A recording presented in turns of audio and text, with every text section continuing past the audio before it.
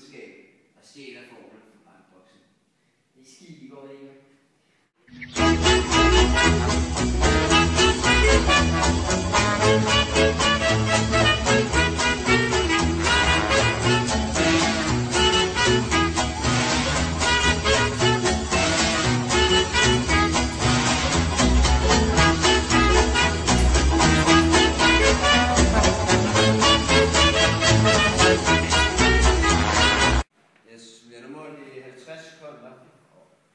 Og vi har så fundet frem til, at hver 10 sekund, så fordamper der 5 gram.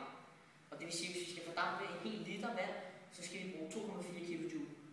Okay, hvad gør vi nu?